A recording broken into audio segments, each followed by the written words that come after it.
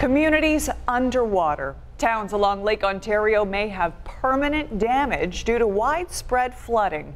Good evening once again. The Army Corps of Engineers has teams touring the danger zone tonight. And the dire situation there is only going to get even worse now. Our reporter Ed Riley is in Niagara County tonight.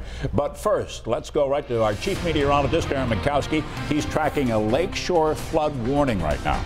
That's right, Keith. Unfortunately, things are going to go downhill as we head into your Thursday with lakeshore flood warnings now posted for Niagara County and also Orleans County beginning at 6 a.m. on Thursday, running through 2 a.m. on Friday. Winds becoming northeasterly and increasing around 15 to 30 miles per hour, pushing that water toward the shoreline. Waves will build. They'll be about 3 to 6 feet as they crash toward the shore. Expect more shoreline and beach erosion. Again, that's a lakeshore flood warning in effect from 6 a.m. on Thursday through 2 a.m. on Friday. You can see early Thursday morning, winds are out of the east. We get into Thursday afternoon, winds becoming northeasterly and really increasing throughout the afternoon. We get into Thursday night and the winds start to shift, becoming more northerly. And by the time we get into Friday afternoon, winds will become westerly. So an encouraging sign this is not a long-lasting event. However, you do have that lakeshore flood warning in effect pretty much all day on Thursday into very early Friday. And the situation,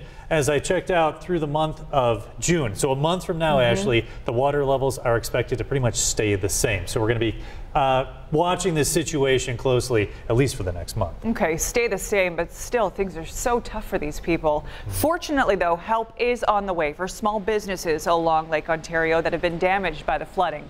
The state now offering $5 million in grants. The program provides $20,000 to businesses to help repair property.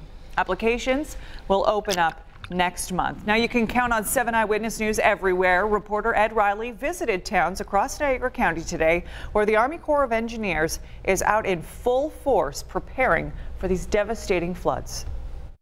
So damage-wise, any guess how much it's costing you? Or could cost you?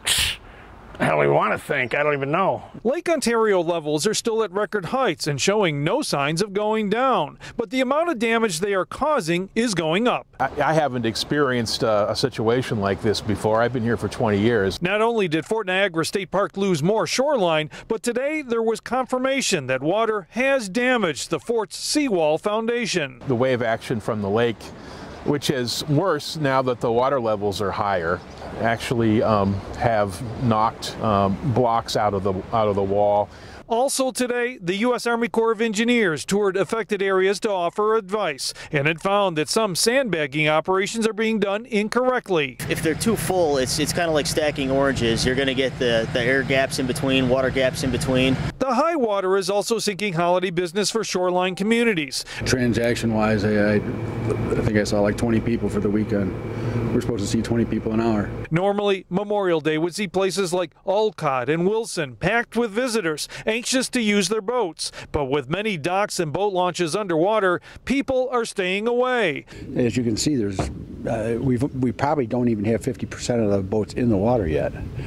So there's a lot of families that are without their boats. The traffic through town is just non-existent.